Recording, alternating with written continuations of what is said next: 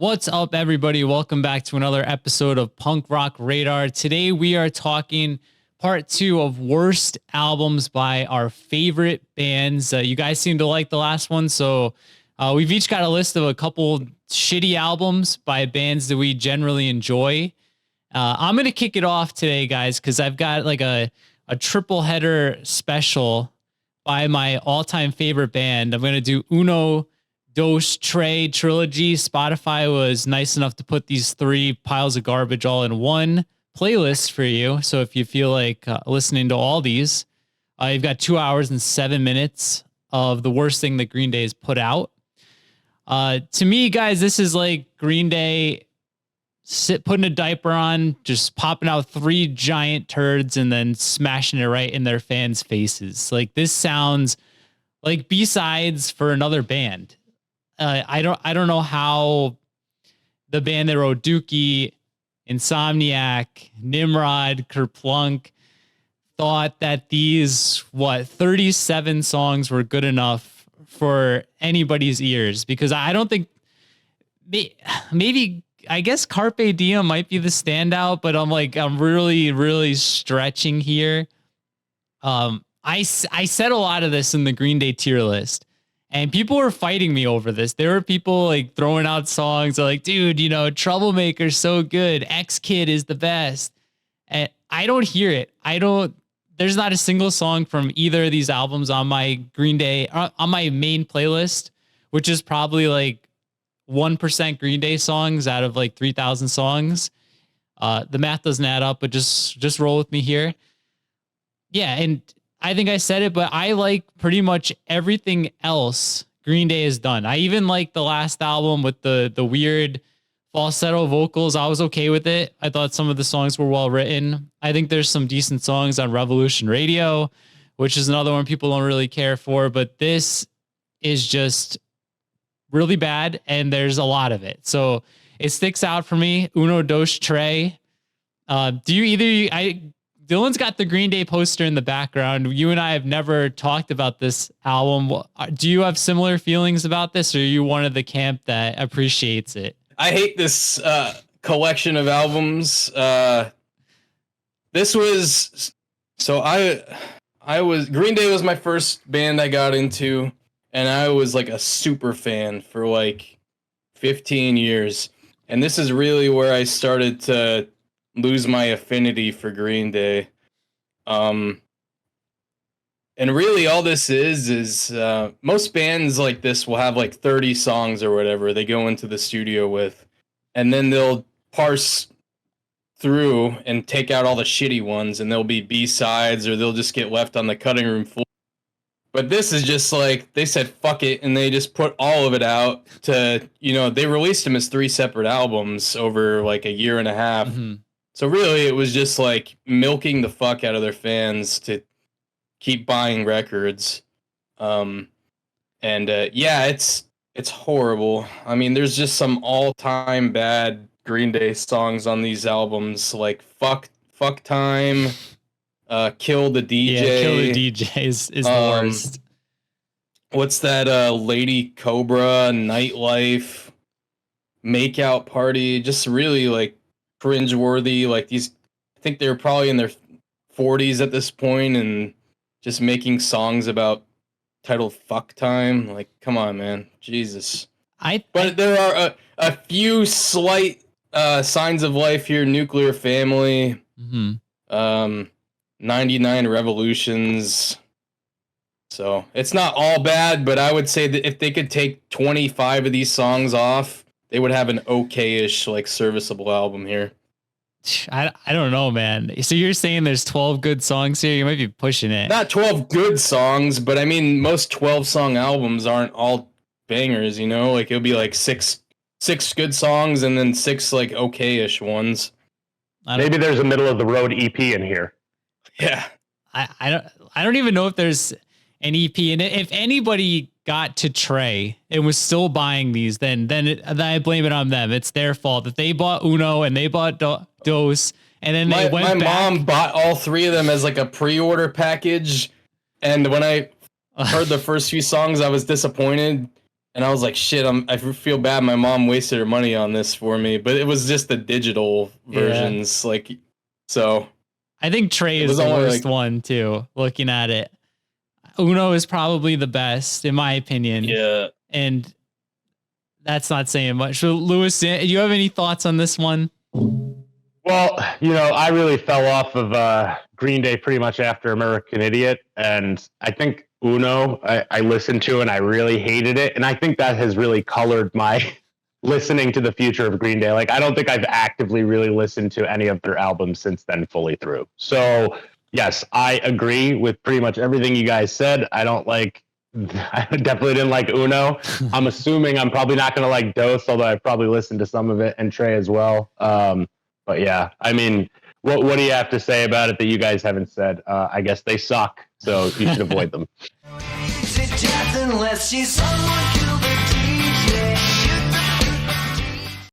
All right. So, Dylan, what is your first bad album by a band you love going to be?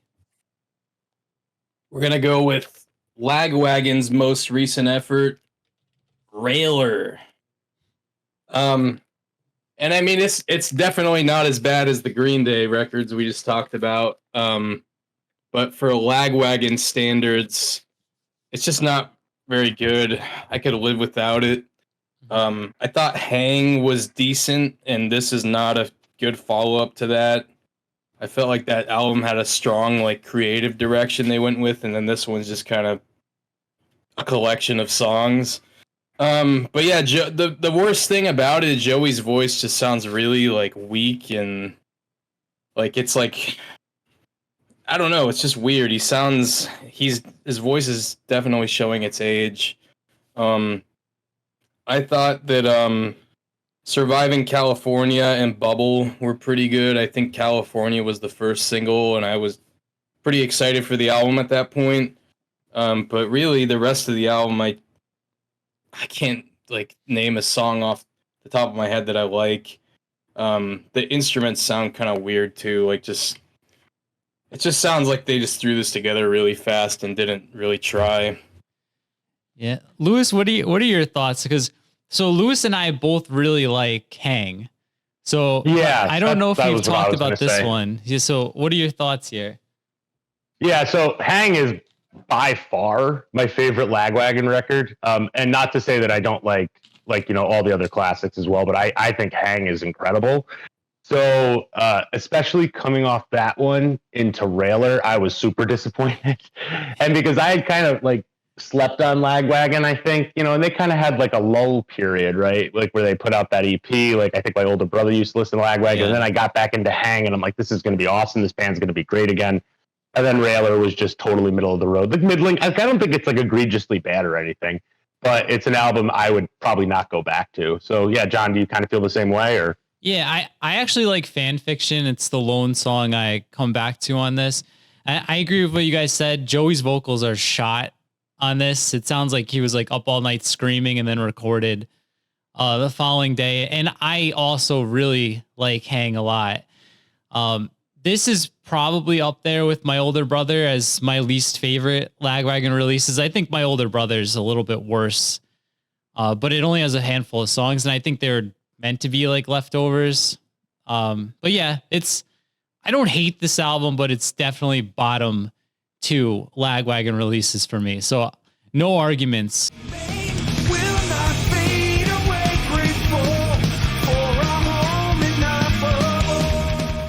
But Lewis, what is your first pick going to be? All right. My first pick I'm going to go with today is Dinosaur Sounds by Catch-22. So Catch-22, they're a band that totally connected with me when we were growing up, because I don't know, Johnny, you remember, they played all the time. Yeah. Like they were constantly around, and they were supporting Alone in the Crowd, right? And that was such a good record. And obviously, I know we have the big fans of Keysby Nights, and obviously that's a great record. You have the vocalist change. I really think, those 2 albums, like, even though people could say Keysby is the better album, I think Alone in the Crowd is super strong. It's just different stylistic. And then it just feels like when it gets to this album, they just kind of lose direction, which makes sense. They're like losing their vocalists left and right. They come into this album, they're trying to define a sound. Again, change what they're doing. Dinosaur Sounds is probably right, because this album should be buried under the ground, left there for a million years and not really listened to. I was so disappointed with this record when it came out. I can't even begin to explain to you. But and obviously kind of like they're changing direction. I think they're still a band, right? And I think they put out 2 albums in like 20 years. So clearly they decided it wasn't smart to keep putting out records, and they're just living on the old songs that they recorded previously. So that's kind of my feelings. Dinosaur Sounds definitely a downtick for the band. So I don't know, John, what are your thoughts on this one? I don't know. I'm also like, I don't know how I feel about the album art either. It's it's pretty bad. It looks very like a scholastic poster or something. Like a 70s library book. Like I don't understand like the alignment of the title and everything. It just bugs me. But yeah, I think I may have listened to this twice my entire life. And like Lewis said, like Catch-22 is a New Jersey band, so they were constantly around, and we probably saw them like a dozen times supporting this in 2003, right? And none of these songs resonate. It sounds like a different band, which kind of makes sense. Streetlight is way bigger, right, than Catch-22 at this point, would you say? Oh yeah. I've got nothing positive to say about this. I haven't even listened to it enough to really passionately hate it, just because it's so mediocre, below mediocre. Dylan, what are your thoughts on it? I think you like Catch-22, right? They're all right. They're not one of my favorite bands. I know Wine Stained Lips. I'm listening to it right now, and it's good. But I don't think I've ever listened to anything else on this album. But the cover art, like I said, it's like one of those posters that be hanging in your science teacher's classroom. I think that's the kind of the vibe they were going for. I don't know why. I think it's intentional. This came out in 2003, so perhaps we see a 20th anniversary reissue this year of everyone's. So we can all not look forward to that. Yeah, 22 record. You're bringing me down and I need to get some sleep. 9 miles to happiness. I know because I've been there before. All right, so my next record up, we're going to go with the most recent studio album by the Queers. Yeah. Save the World. This actually, if you consider cover albums, their most recent cover album they did is my least favorite. I think it's called Reverberation. But as far as original material goes, this is my least favorite Queers record. Joe, on this one and the last few, I think he records these in his home recording studio, and the production quality is just really lacking on them. It just sounds all like muffled, and it's just weird. There's a few decent songs, but the ones that are bad are just like really bad, like Fanculo a Tutti, White Power Feud in Atlanta. That song, you can't listen to that song like with the windows down in your car, because all people hear is them shouting "White Power," and then the second half of the line's like, "Oh my god, dude! Like fuck me." You better hope you never really get popular, Dylan. Because someone's gonna clip that out of context. Yeah, that's gonna be a gift for sure. That's what I mean. But there's a few like goofy, fun songs like Shirley Needs a Dildo. But yeah, it's all filler, man. It's like We Love Our Fans, like just this corny, like Ramones style touring song, Cheeto in a Speedo eating a burrito. It's just like a bunch of bullshit songs. So the other thing that makes this album look really bad is Screeching Weasel released some freaks of atavism like within a month of this album coming out, so that really made this look bad in comparison. Yeah, that's exactly the point I was gonna make. Is like, look at those two trajectories from like buddy bands. This album sucks so bad. Like I was doing punk rock radar when this came out, so of course it was a new Queers album. So I had it on New Music Friday, and I was listening to it. I was like, this is like one of the worst albums of 2020. It is absolutely dreadful.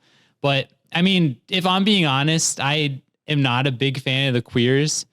Lewis and I saw them in Albany in like 2008, I think, and they played This Place Sucks like 3 or 4 times because it was at times, yeah. That little shit. It was like this shithole bar in Albany. It was at Valentine's. Yeah, Valentine's, I think. Yeah. But yeah, this Lewis, I am assuming you never listened to this, but I don't know if you have anything to say about the Queers or anything. No, I've never listened to this album. Honestly, like the only Queers album I really like, gotta be honest, is like Summer Hits #1 or whatever it is, like which has a lot of the re-recordings and stuff. I really like that one, which I guess serves as their greatest hits. I don't even know the history, but yeah, Queers definitely not of my favorites. I'm gonna take your guys' word on it and probably avoid this one. So. Goddamn, fuck it up. We've had enough. Damn, time is up. Fuck, All right, so I'll move us along here. I'm going very 2000s pop punk heavy, big bands. I'm going Welcome to the Night by the Ataris. And I think the reason for me why I find this one so disappointing is because we graduated in 2003 from high school, the year that So Long Astoria came out. So that album really resonated with me. It has like a kind of anthemic feel to it. It's like very, I don't know, something about the songs all have like a degree of nostalgia to them, even hearing them for the first time. It just has like a feel. And everything the Ataris put out up to this point, I was a big fan of. End Is Forever, Blue Skies, Broken Hearts. Like I love all those albums. I always felt like they were kind of like right there with like, you know, Newfound Glory and Good Charlotte. I thought they deserved to be as big as those bands. And this one this took 4 years to come out. And I was reading that, you know, Chris Rowe, he's kind of like the only original member. John Clara may have played on this, but they thought about releasing this under a different name because it's so drastic. The label didn't put it out because they said there's not a single single on here. And I kind of agree. Like if I was a record label, I would never put this album out. It is just a lull of boredom. It is one of the most boring albums I've ever listened to. It sounds absolutely nothing like the Ataris of anything they've put out before. It's more Muse. Like if you like Muse, you might like this album, but if you like the Ataris and Newfound Glory, I definitely don't think you're gonna like this. Has to be one of like the top 10 most polarizing albums by a pop punk band of all time. And Dylan, I know you like early Ataris. I'm just gonna go out on a limb and just say Lewis has never listened to this, maybe never even listened to So Long Astoria. But Dylan, have you listened to this at all? And do you share any kind of similar sentiment to what I'm saying? I have a hard cutoff when it comes to the Ataris, and that is Blue Skies, Broken Hearts. That is the last Ataris record I'll listen to. So yeah, I've never listened to this ever in my life. Yeah. This is more drastic than the Flatliners going to Inviting Light. I think if this came out like now in 2023, like, you know, kind of shoegaze and like indie rock is kind of like in the forefront. I think it would be much better received. But I do want to say, Chris Rowe is actually like, I know he has a bad rap sometimes, but he's actually a pretty nice dude. Like when I was doing the On This Day posts in like 2001, I was doing an Atari show that was like 05, 06. I just DM'd him. I was like, dude, who are the supporters? Because I'll talk about the supporters. I couldn't find shit for this online because it was like a small club show. He sent me like photos from there. He sent me like the set list, all this stuff. So shout out to Chris Rowe. apologies. I'm sure that guy you threw the drums at thinks he's a nice guy too. Well, that's what I'm referring to. I think he's got a bad rap for some high publicized, meltdowns, which whatever, it's part of being famous. But Lewis, do you want to move us on to your second one here? A lot to say about this album, John. Oh, let's hear it. Let's hear it. Welcome to the night. What do you I'm just kidding. I have nothing to say about it. But I like Astoria though. I've heard that one. I never heard this one. But in terms of that drum thing, I heard about that whole snare. The guy shouldn't have been standing there. That's my take on that one. I have no idea. I have no idea even the story, guys. His drummer was kind of fucking up, so he took his drums and started throwing them at him. He threw his guitar through the drum set. Who hasn't done that though? He should be playing better. Yeah. Heated moment.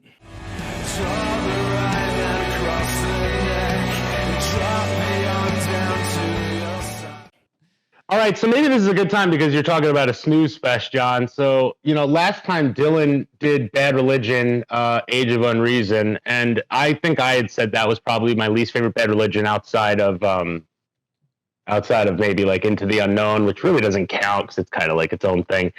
But I was thinking it through even more, and I think my least favorite probably, and I think the ultimate snooze fest of Bad Religion is Descent of Man. So that is the one I picked. For me, like I can mostly name at least I would say 75 to 85% of all tracks on a Bad Religion album. And I went to go think about this, and I literally was struggling to remember songs that are on this album because I don't like it and it's pretty boring.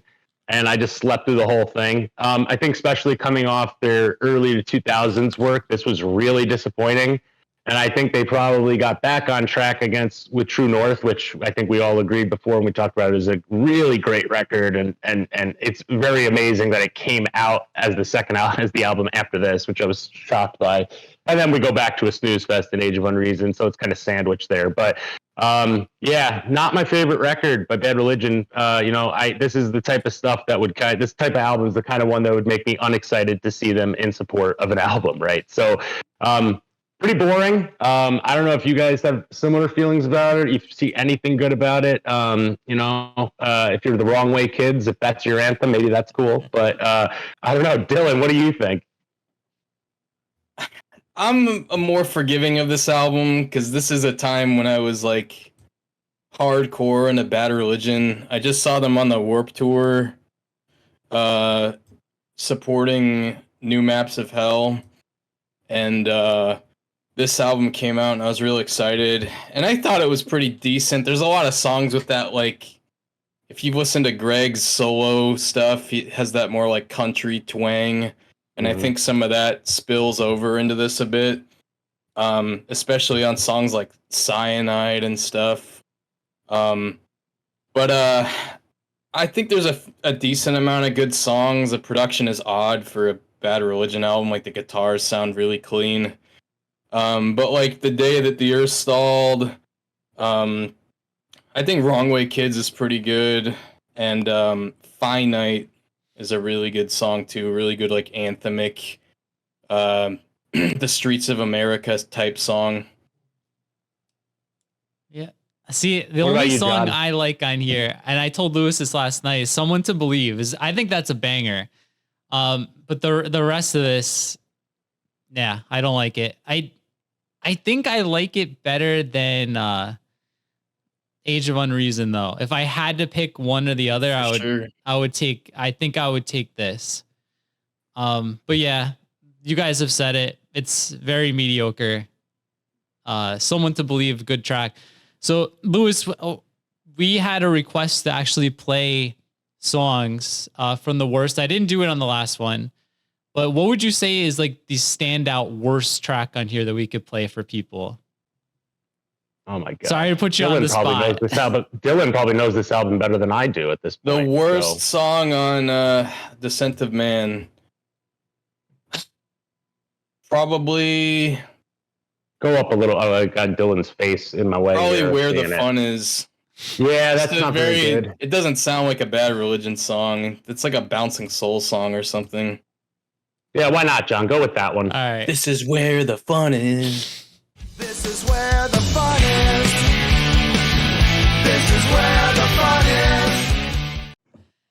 What a weird song.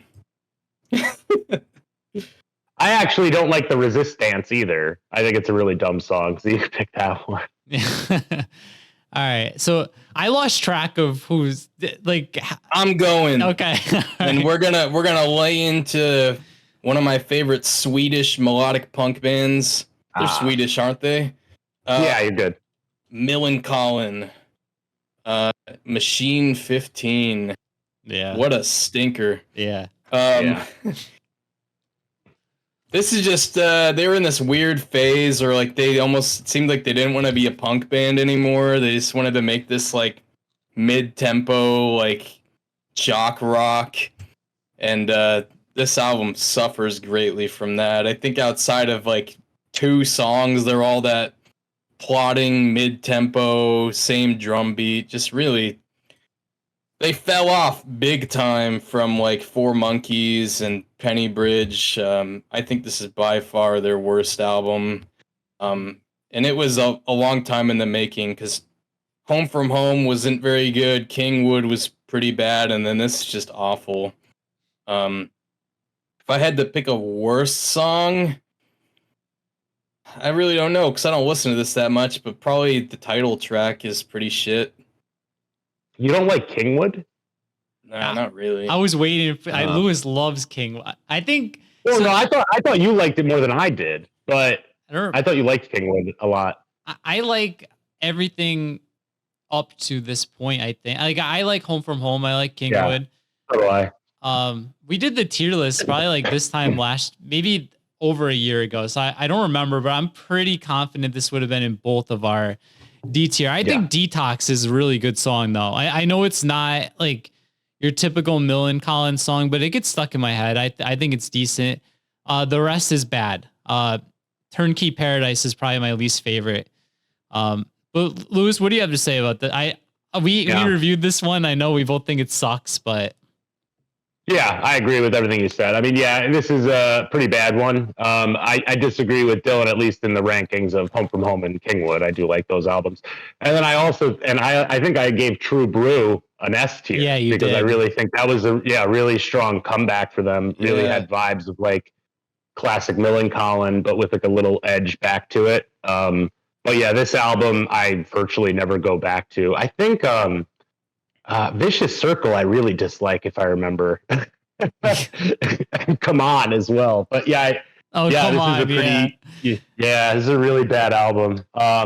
I would never, like, if someone was like, I don't even know what the scenario was, but this would never, I would throw my phone out the car before listening to this album in the car again. So bad times. Great album art though. It's fitting that this came out in 2008, because this is like the recession period of Colin, I think. And now they're, like you said, a True Brew. I feel like they're on the comeback trail. SOS is good too. I liked SOS. Yeah, it's not bad. All right. True Brew is where it's really at, though.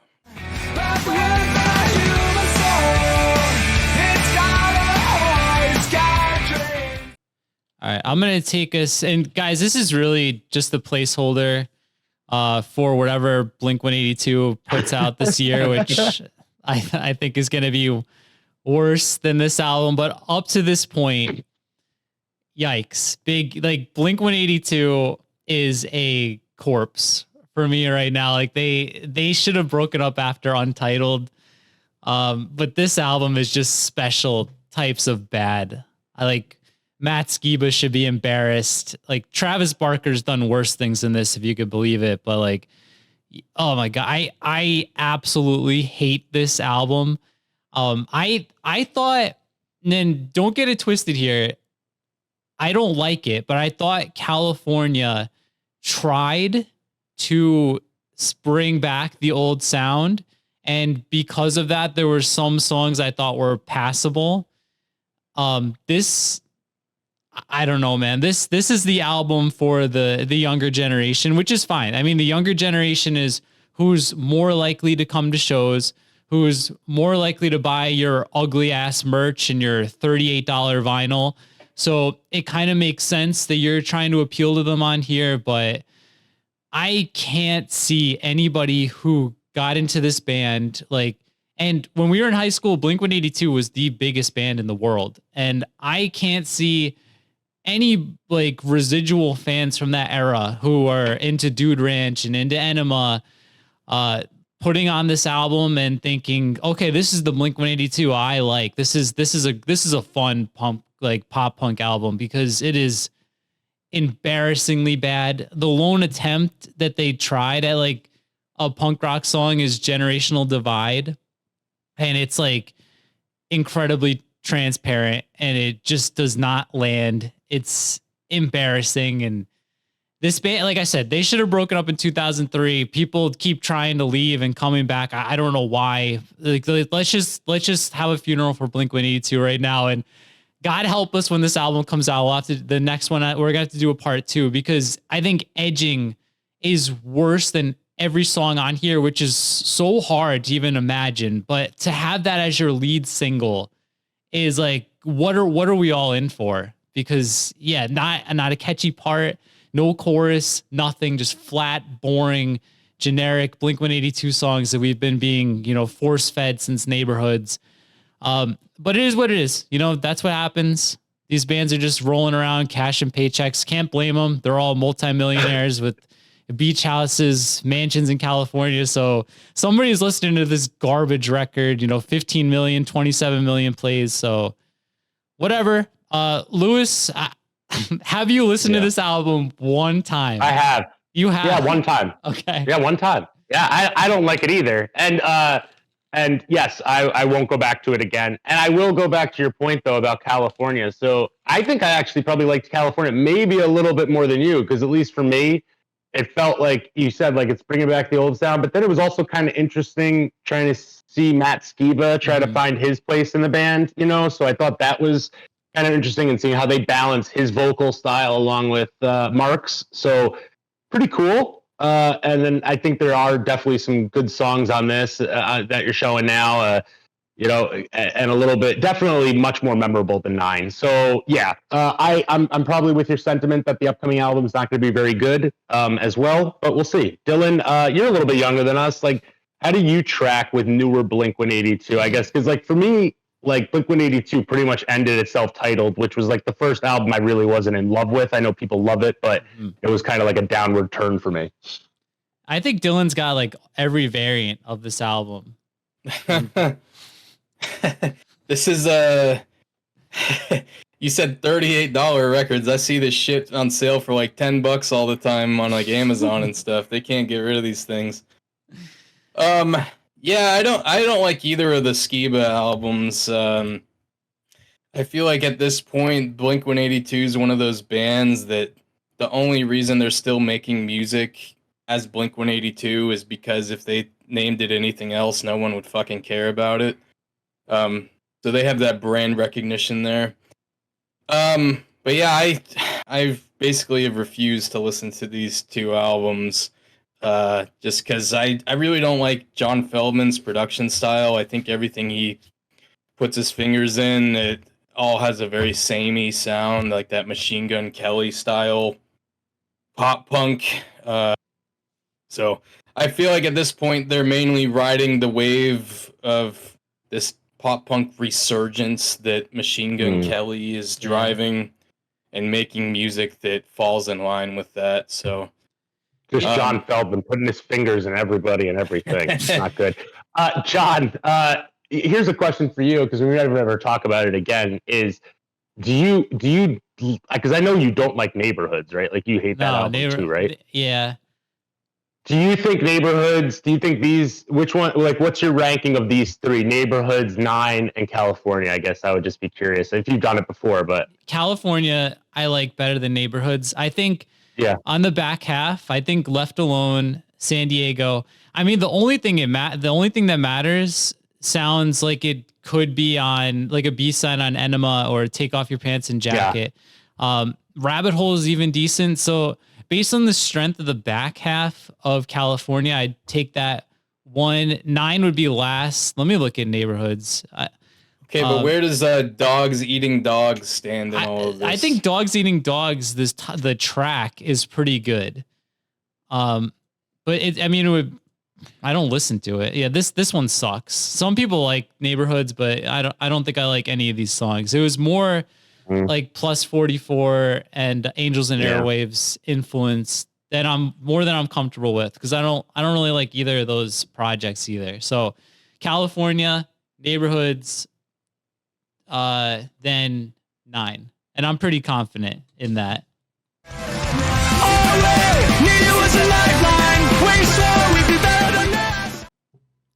But who's up next? Where are we going? I think that's all of them, isn't it? No, I have one more, I guess. Oh, yeah. I only did 2, so I can do one more. My last pick is going to be "We're Not Happy Till You're Not Happy" by The Real Big Fish.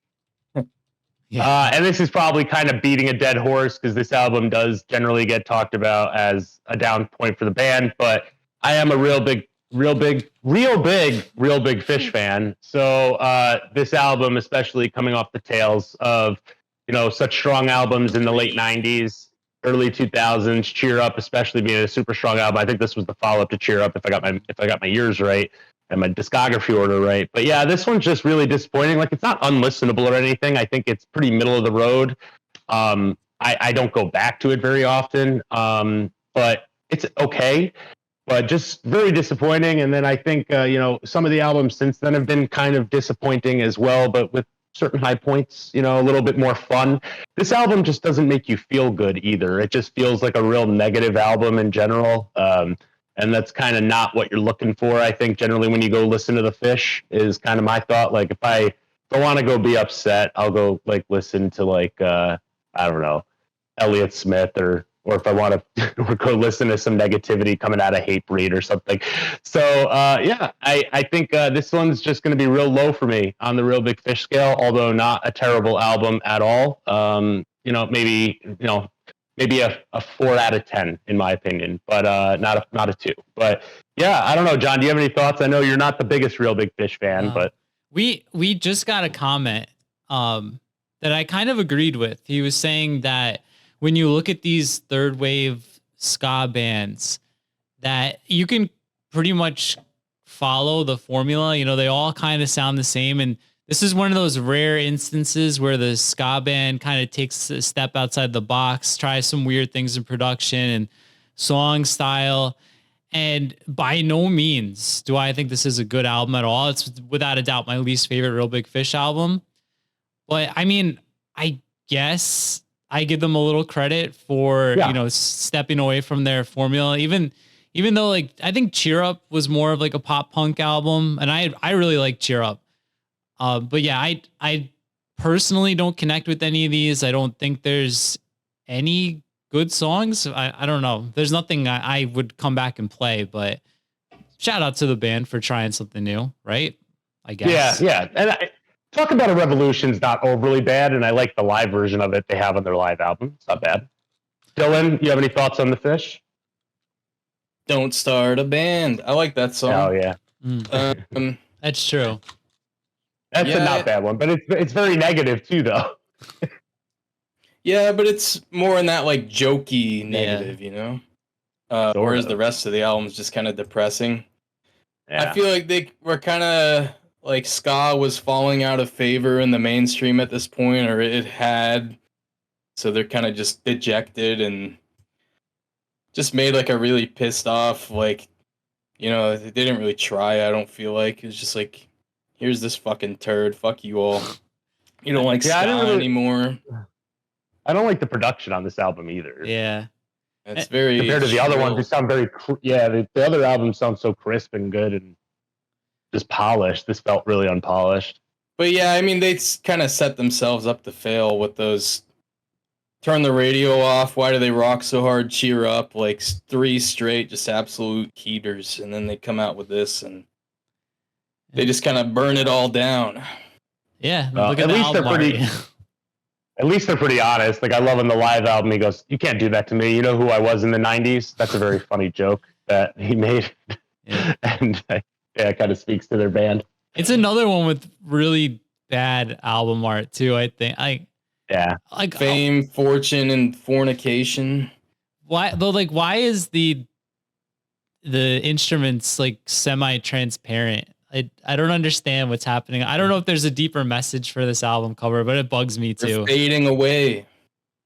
Is that what it is? I like the album art for Fame Fortune. Yeah, I don't know what I like the album art. Either. This one, I don't get it. It could have been so much more dynamic for what's happening. And it looks like an oil spill or something. I don't know. It's not my thing. But Dylan, I think Fame Fortune makes sense for what they were doing. 80s covers. It's like it looks like one of those. It looks like one of those infomercial records you would buy, like pure 80s, right? And then it's like some dude with the metal hair. It's good times. Yeah, that album sucks, but I like the album art. Turn it off, turn the radio off. But yeah, that's it.